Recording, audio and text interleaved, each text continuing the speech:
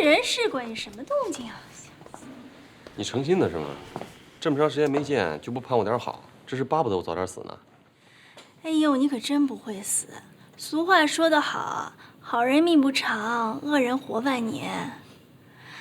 最近狗屎运不错呀，还升官了。你这张嘴啊，就应该找个男人好好管管。怎么样，用不用我帮你介绍一个？谢谢啊。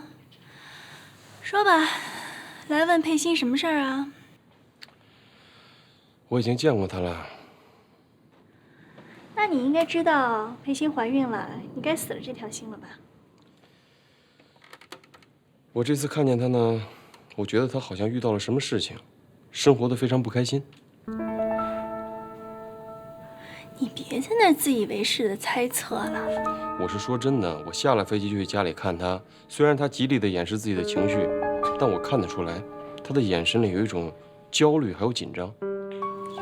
你呀，是唯恐天下不乱找事儿。哎，我说你喜欢我啊，你处处针对我，你这是对我习惯性的误会。我误会你啊？你一回来就去找佩欣，然后拐弯抹角的来我这儿打听情况，你就是狼子野心，可是呢，又想找块遮羞布。在那个家里面，有我生命中最重要的2个人，我爱他们，我比任何人都希望他们能生活的幸福美满。可是我真的觉得佩欣是遇到了什么事情，非常的不开心，所以呢，我来你这儿想从侧面打听打听，我关心她总没错吧？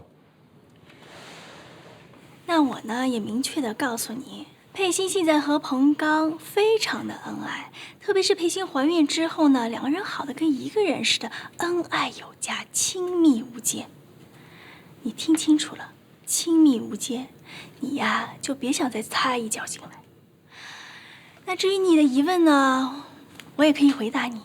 这怀孕的女人啊，情绪特别不稳定，一会儿哭一会儿笑的，也很正常呀。你也别装了，你不是来关心佩欣的，你是来关心彭刚的。你想象力这么丰富，在这城防司令部里当文秘可惜了吧？这样，我这次回来呢，是奉了毛人凤毛局长的命令，配合川西决战，清剿成都的地下党组织。怎么样，有没有兴趣加入啊？谢谢啊。不过聪明的人呢，不会2次在同一个坑里跌倒。你这话说的没错，聪明的人呢，不会2次掉同一个坑里。那你呢，就得好好的看着走路了，要不然扑通再掉坑里，那可就没有狗屎运了。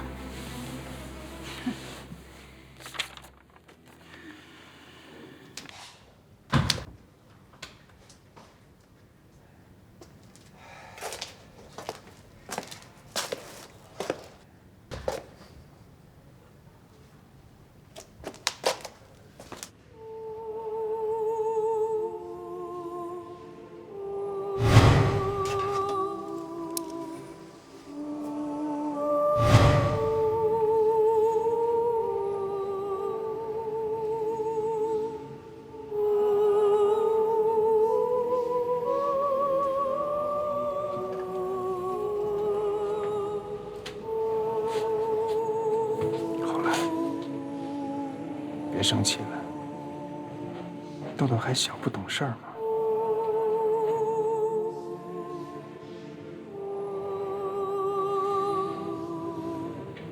你干嘛这么看着我？长时间的凝视一个人，你会发现，以前十分熟悉的，也会变得好陌生。你这想法好奇怪的。一点都不奇怪，就像你长时间的盯着一个你十分熟悉的字，看的时间越久，你就越会发现那个字不再是你前认识的那个字。其实字还是那个。你看，你这是怎么了？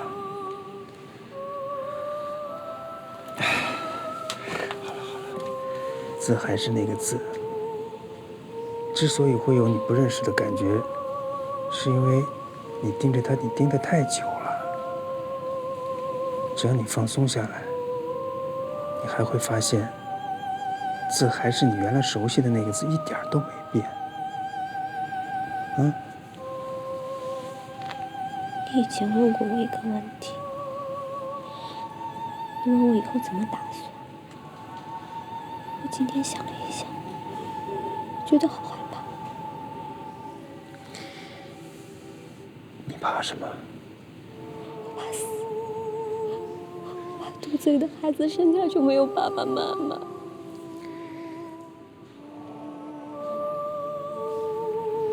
怎么会呢？我们不光是要把孩子生下来，我们还得抚养他长大呢。我们3个，啊不对，是我们4个，永远都不分开。有我在，你别害怕。嗯，好了，嗯，好了好了，嗯。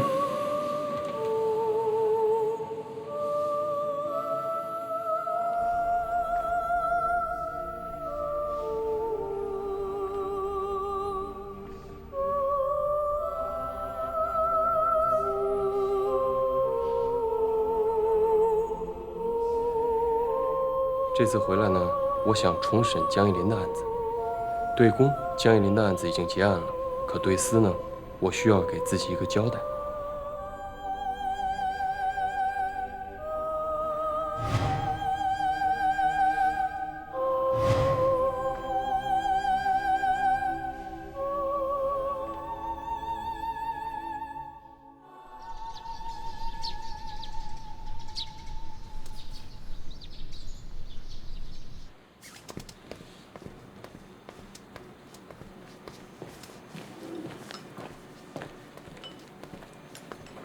你怎么起来了？又不上班，多睡会儿吧。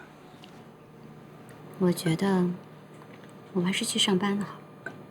你这个样子，上班能干什么呀？还像原来那样，街头巷尾的抓共产党啊？老婆，别干这事儿了。你老婆我以前就像个傻子，满大街的抓共产党，到头来一个也抓不到。放心吧，我就是去找萧静说说话，一个人待着太闷了。也怪我，没能好好陪你。你多忙啊，整天有开不完的会，哪有时间陪我？真不知道哪有那么多会开。都是一些空谈误国的会。现在局势那么紧张，一道一道的命令下来，你总得一个一个的去落实吧。快吃吧，吃完饭之后我送你去小静那儿。不用了，一会儿小静来接我。我说你们姐俩呀，整天形影不离的，我都要吃醋了。女人这辈子最重要就是2个人，一个是丈夫，一个是姐妹。有些不能跟丈夫说的话，就只能跟姐妹说一说了。怎么？你还有什么话不能跟我说吗？先生起来了。啊，李婶儿，豆豆怎么还没有起来呀？让我叫他起来吗？哎，不用了，昨天肯定也哭累了，让他多睡会儿吧。行，那我先去市场买菜，回来再叫他起床。啊，裴鑫，你以后别再打豆豆了。谁小时候没有挨过打呀？那也不能打脸啊！你那一下过去，万一耳朵打坏了怎么办？再说，兴许豆豆是想把那小汽车玩会了，然后再教第一呢。你又不分青红皂白就来那么一下，太狠心了。我狠心？难道打在他的身上我不心疼吗？小静来了，我先走了。我送你出去。不用。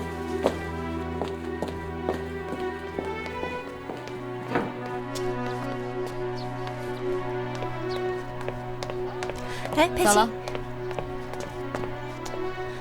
么又惹到他了？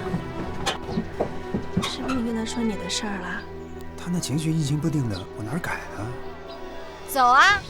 啊，昨天晚上他还打豆豆了呢。打豆豆？哎，你不知道邓阿山回来了？什么时候回来的？昨天回来的呀。他一回来就去了你家。裴鑫的没跟你说，那你就当什么都不知道啊！你也别问他。走不走啊？哎，走了走了，裴鑫交给我，你100元放心啊！走了，走了。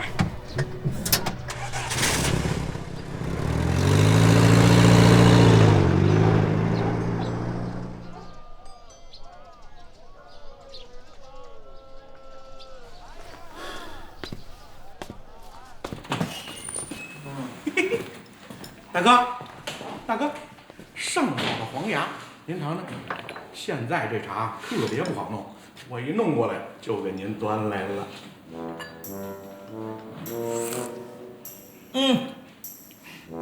好茶，好茶呀！二狗子，等我把站长的位置坐实了，我就给你封一个副站长。哎呦，大哥，您，哎呦，您，我给您念点呀。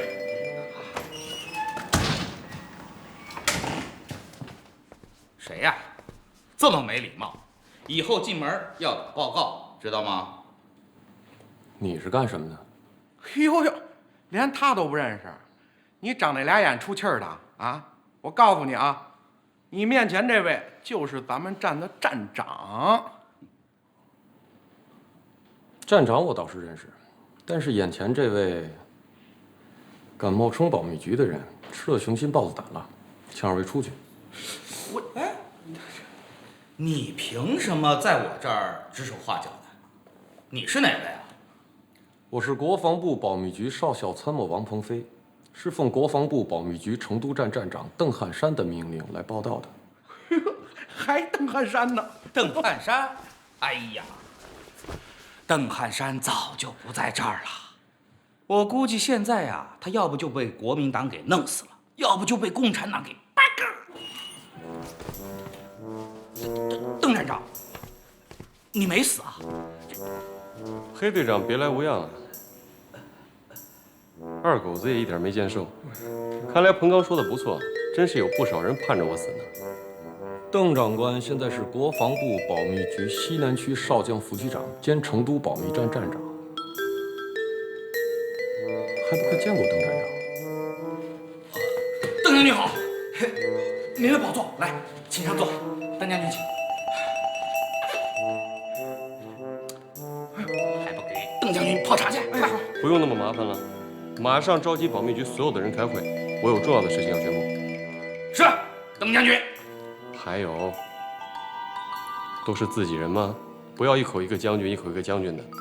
这一次我回来，主要负责保密局成都站的具体事务，叫我站长就好了。是，邓站长。有了啊。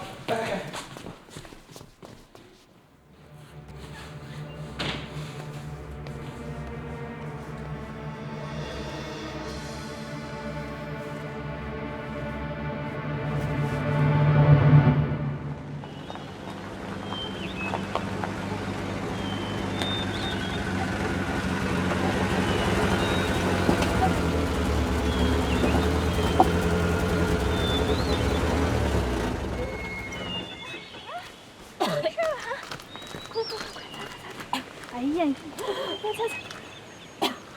哎，姑奶奶呀，你想去哪儿啊？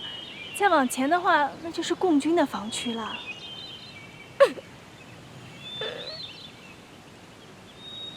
你怎么又哭了呀？小姐，觉得庞刚是什么样的人？这个问题你问过我很多遍了。彭刚，他是个爱家庭、爱老婆、爱孩子的好丈夫。为什么？杀了我的丈夫，他会是共产党。加把了！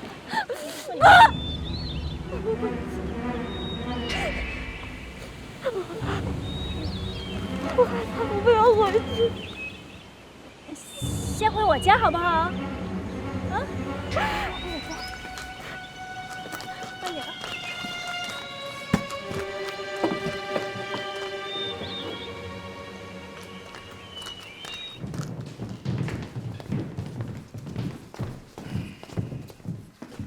全体起立，热烈欢迎邓站长。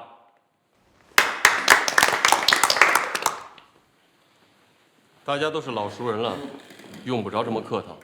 我邓某人非常荣幸可以回到这里，再一次跟诸位并肩作战。寒暄的话不多说了，我直奔主题。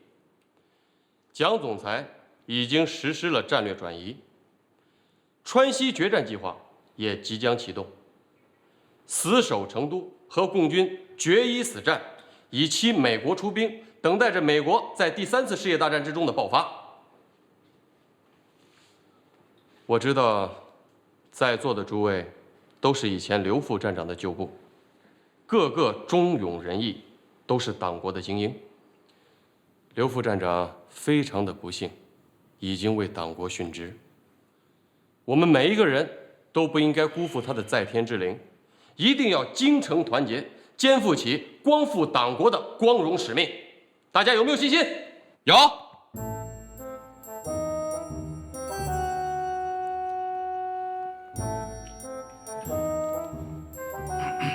怎么？看大家的情绪不高，共产党还没来，在气势上就先输了？邓站长、刘副队长、侯四、周三先后都死了，到现在连个凶手都没有抓到，这兄弟们啊，早都心灰意冷了。这位兄弟怎么称呼来着？刘峰。刘峰兄弟，一看就是个有情有义的人。我和各位一样，对那几个兄弟的死去心中十分的难过。可是我们不能心灰意冷，我们要化悲痛为力量，争取早日为那些死去的兄弟们报仇。不光是为了他们呀，诸位，也为了我们自己。如果不把共党彻底的铲除，天下之大哪里有真正的安宁？所以我这次回来，是接受了毛局长的指派，执行一个非常重要的行动。行动的代号叫“芙蓉花开”。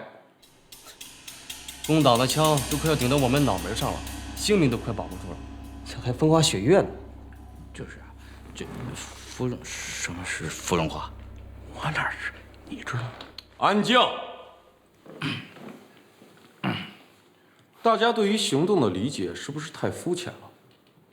在座的各位在成都或土生土长，或在此生活的时间也不短了，难道就没有人理解芙蓉花开的意思吗？这位是？啊，这位是邓长官的新助手，王鹏飞，王参谋。王参谋，既然如此，不如就由你来给诸位详细的解读一下，为什么代号的名字叫“芙蓉花开”。是。当年5代后蜀国君孟昶在成都种遍芙蓉花，40里如锦，因此这座城市也就有了蓉城和锦城的别名。之所以用芙蓉花开作为行动的代号，不仅因为这个季节正好是芙蓉花开的季节，更是因为我们要誓死捍卫这座城市，不能让共产党任意摧残和迫害。芙蓉花开的计划不光要把共产党斩尽杀绝，更要清除异己，纯洁我们党国的队伍，还这座城市安静和谐，重现当年芙蓉花开40里如锦、高下相照的美丽景色。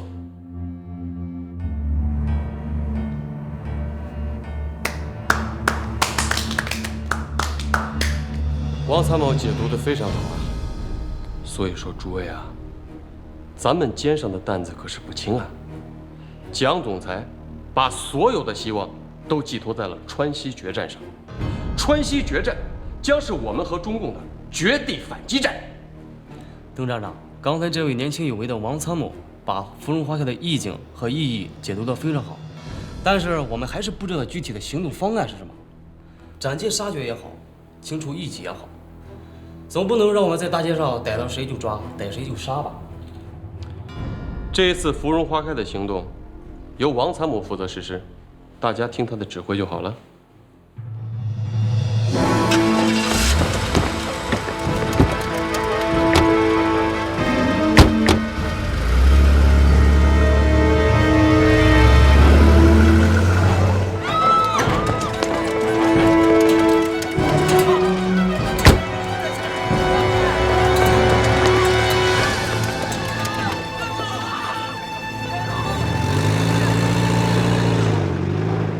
喂，你好，圣玛丽医院吗？请红林大夫接个电话。哦，那麻烦您，如果他回来，请他给我回一个电话。对，我是他表哥，他知道怎么找到我。好，谢谢。哎，你知道邓海山回来了？你干嘛这么看着我？长时间的凝视一个人，你会发现，以前十分熟悉的，也会变得好陌生。彭刚后悔自己没有把握住机会向吴佩欣摊牌，邓汉山的突然回来，让吴佩欣的事情变得更加复杂起来。邓汉山向来办事谨慎，为什么一下飞机就去了家中？这样唐突的行为，难道只是为了看豆豆吗？邓汉山究竟跟吴佩欣都说了什么，让他情绪如此反常？彭刚清醒地意识到，先前的安静已经被打破，他将再次陷入危局之中。他必须尽快弄清邓汉山突然回来的目的和任务。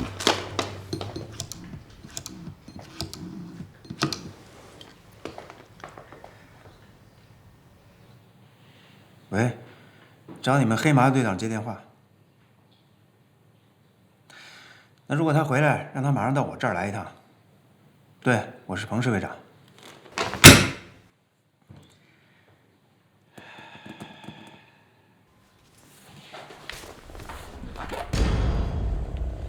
王参谋，这些所谓的政治犯都是多年来查无实据的，就这么毙了，你也不怕犯众怒？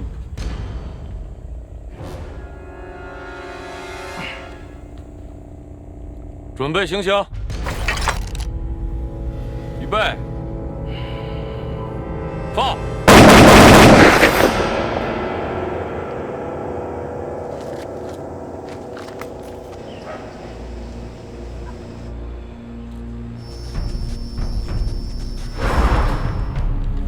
信号已经侦测到了，保持24小时的监听，一条信息都不能放过。是。报告站长，第一批政治犯已经在凤凰山秘密枪决。很好，这个效率才像是有战斗力的部队。我一定要把种种在成都的地下党组织铲除干净，让那些想要暗中通共的人上天无路，下地无门。站长，我认为擒贼先擒王，只要能抓住邓锡侯等人和中共电台的往来，就可以把他们一网打尽。错了，不是抓，上面给我们的任务是防控，反其道而用之，要让他们成为与中共对决的力量。在下鼠目寸光，确实没想到这一点，还是站长高明。不是我高明，是蒋总裁。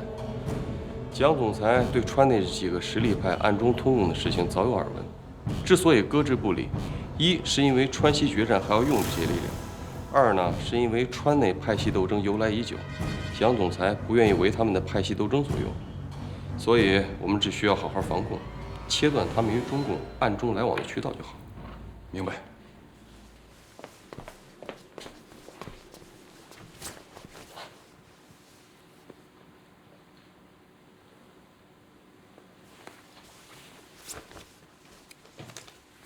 海鲜，谢谢你给我的钱，我要去找妈妈去了。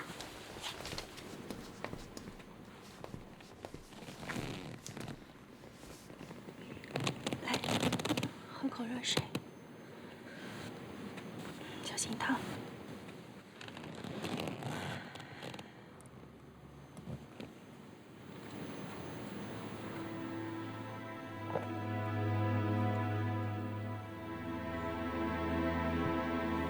太可怕了！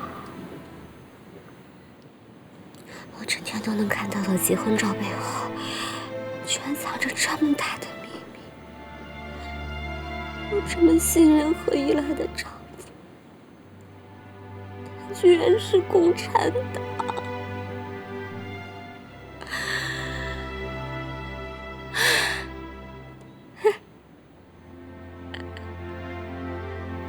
太可笑了！我成天嚷嚷着要抓共产党，可共产党他就在我身边，还与我朝夕相处。我就像是一个透明的，他早就把我给看透了。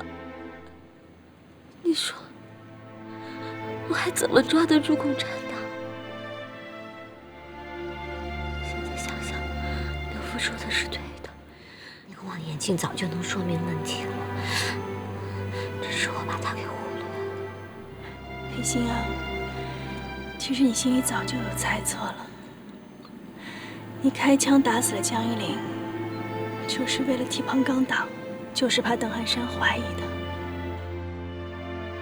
是猜测归猜测，结果归结果，我可以有无数种猜测，有好的有坏的。可现实却把你最不想猜测到的变成最残酷的现实。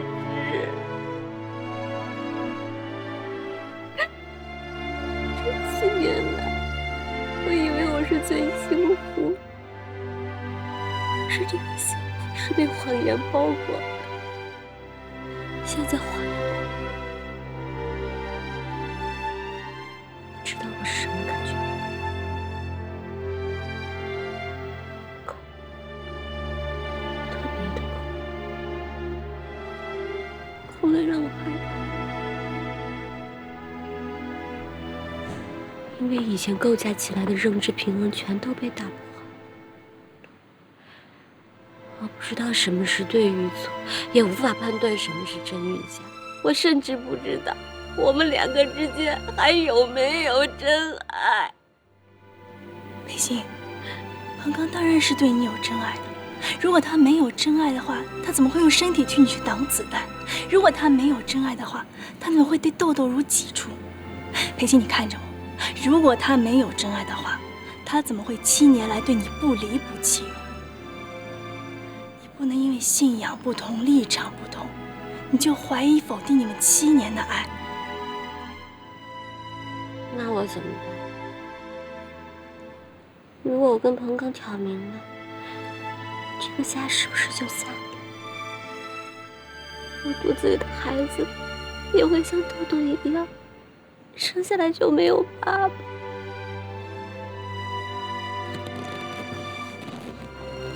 如果你还想再维持这个家的话，你只有2条路可以走。反正有一条路我是绝对不会走的。我手上沾满了共产党的血，他们是不会放过我和我肚子里的孩子的。雨欣，你也别太极端了。其实共产党也可能不是你想象的那个样子。他们不是有4项忠告吗？里边说了，放弃抵抗，既往不咎。不，覆水难收。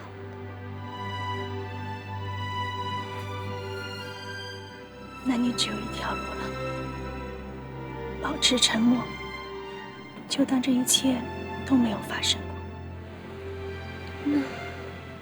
难道要让我跟一个共产党继续生活下去？你怎么那么拧啊？你已经跟一个共产党人一起生活了7年，为什么就不可以继续啊？你非得要跟彭刚撕破脸皮，弄得两败俱伤吗？可彭刚他就是一个谜，我必须要把这个答案弄清楚。我不能让我的生活再被谎言跟虚伪包裹着。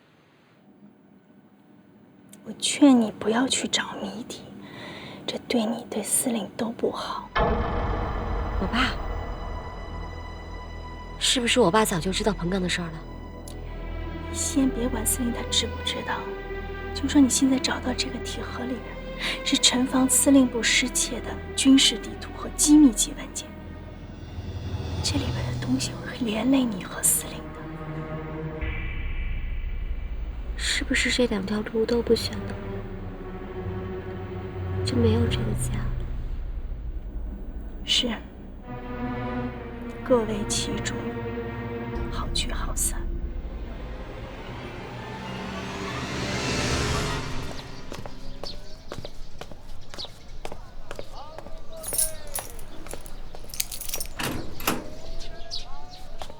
豆豆，豆豆，这孩子真能睡。豆豆，起床了，太阳都下屁股了，再不起床羞死人了。豆豆，快起！豆豆，豆豆，不许跟李婶玩藏猫猫了。豆豆，豆豆，哎，这孩子去哪儿了？豆豆。豆豆，哎，来右边拿好哈，来给你钱。哎，慢走哈，好死来。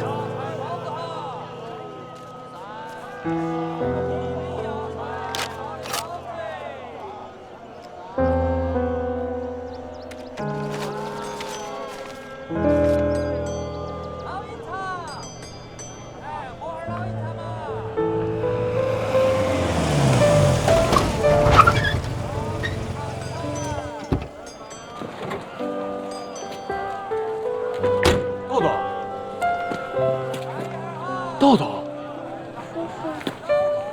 你怎么会在这儿啊？妈妈呢？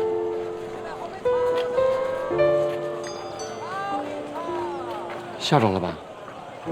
那你上救护车好吗？走。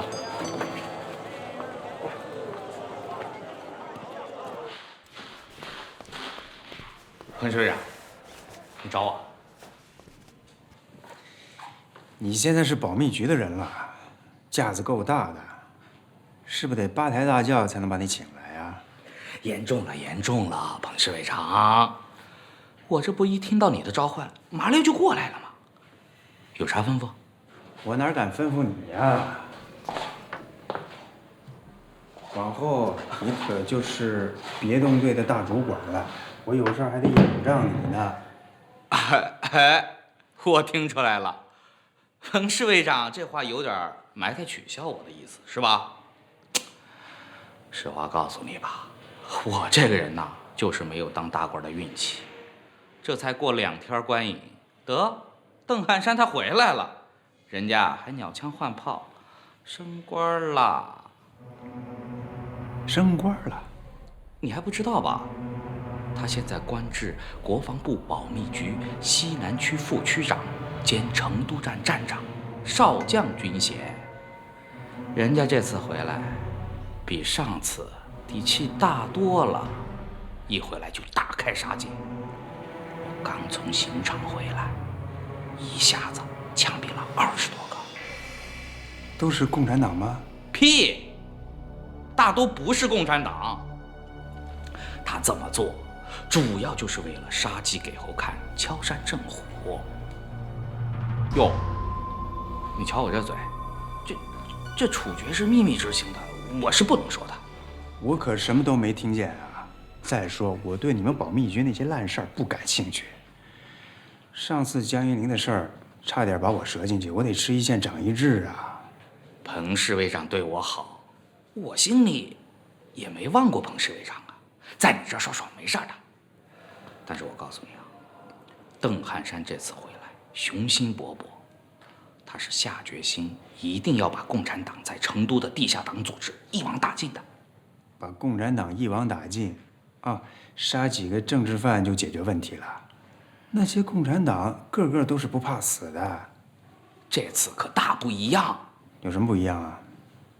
邓汉山肩负着重要任务的。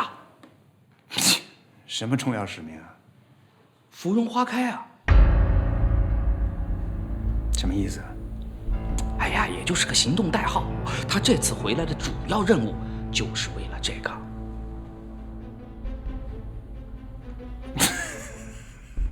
什么任务啊？搞个这么女性化的名字？哎呀，更具体的，说实话，我也不太清楚了。现在的保密局，那是邓汉山和他从重庆带来的那个王鹏飞参谋，俩人一块儿和解。我们这些人就是个听用，叫干啥就干啥，反正就是3个字儿：抓共产党。不对，4个字儿。哎，彭市委长，你好像很关心这件事情啊？我刚才都说了，我什么也没听见，都是你呼噜呼噜往下说。我管这事儿干嘛呀？我老婆孩子是炕头的。不过咱俩关系好，我可提醒你啊，别跟在窦汉山后面瞎忙活。干得好了，功劳都是他的；干得不好，不光共产党恨你，国民党也放不了你。记住，谁对你好，才是最重要的。我心里有数的很，谢谢啊，走了，啊，走。哎，这是给你的傻子拿回去。哎呀，咱们家这傻子还真有傻福，你还惦记着他。这非常时期啊，物资紧缺，下回如果再有啊，我还给他多留点。行，我替傻子谢谢你了。别客气了，走了。嗯。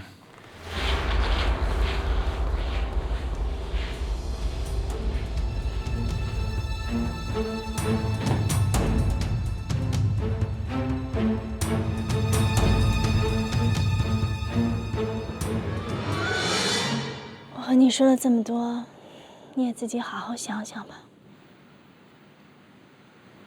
我想听听你的意见。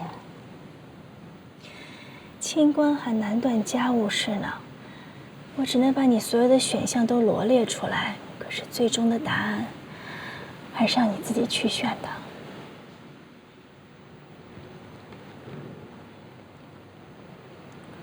如果我选对了，就是个红色的勾；选错了，就是个红色的叉。人生就像是做选择题那样简单就好了，可惜没有标准答案。还有，你想过没有，万一彭刚他主动跟你挑明了，你怎么办？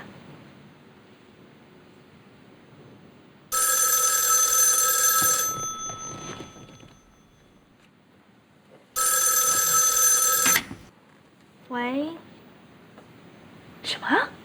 豆豆不见了？你们有没有好好找过呀？哎，什么时候的事儿？通知先生了没有？好，我马上给先生打电话。你们赶紧再找。豆豆肯定是因为你打他，他才离家出走的。我当时也是在气头上，让他赶上了。彭刚肯定还不知道呢。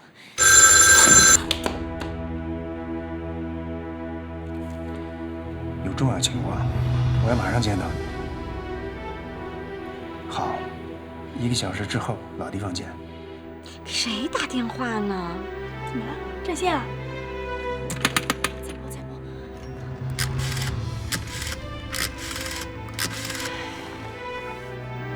通了。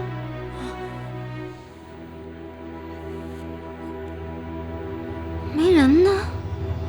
怎么没人接电话呢？跑哪儿去了？他是不是跟他们的人接头去了呀？行，你别乱想了，说不定李婶已经打电话给彭刚了。我们还是先回家看看啊。你先别急。你怎么看孩子的？豆豆什么时候不见的？我去买菜的时候，豆豆还在睡觉。等我回来了，就发现豆豆不在了。不可能，他才多小啊，怎么可能一个人出门呢？这里头肯定有问题。李婶儿，到底出什么事儿了？你赶紧说，到底出了什么事儿？太太自从怀孕以后啊，对豆豆就有些冷落了。昨天太太的情绪不太好，豆豆又玩坏了弟弟的小汽车，太太一气之下就打了豆豆一巴掌。豆豆啊哭了一晚上，还说太太不是他的亲妈，他呀要去找他的亲妈去。这不今天早上我买菜回来，就发现豆豆不在了。哎呀，这怎么能打孩子呢？哎呀，佩欣这个脾气啊，真得改一改。家里老老少少都得让着他。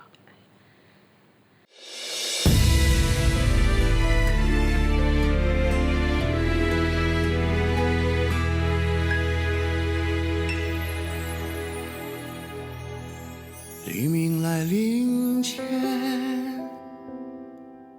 再次想起无悔的誓言，长夜无眠，道一声再见，踏上了对立的生死线。你知道吗？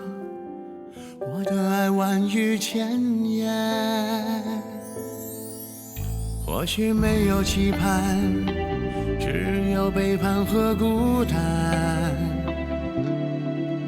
剩下的路，我有你爱过的勇敢。谁的爱欣喜如棉，刀剑背后的温暖。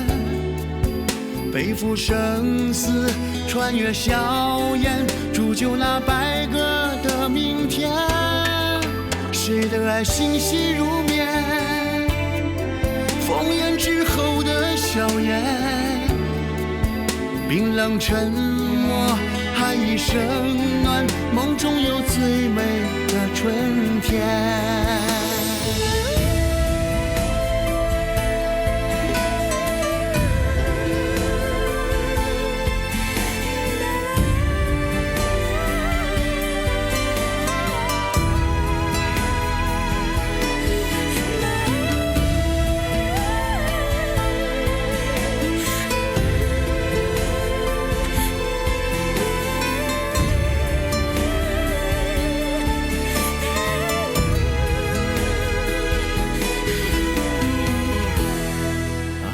再见，